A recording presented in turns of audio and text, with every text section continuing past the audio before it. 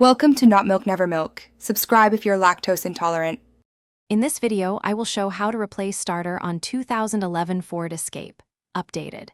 First, disconnect the negative battery cable and keep it away from the terminal. Next, lift the vehicle and support it securely with jack stands placed on the frame. Remove any heat shields or intake components blocking access to the starter. Keep fasteners organized and note their locations to make reassembly straightforward and fast.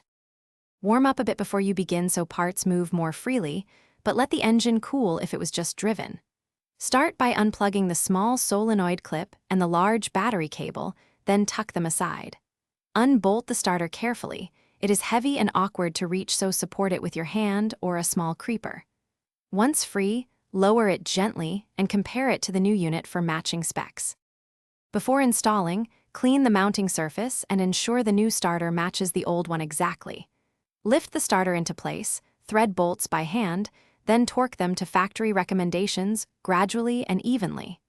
Reconnect all electrical connections, making sure terminals are clean and secure. Reinstall any heat shields or intake pieces removed earlier. Reconnect the battery.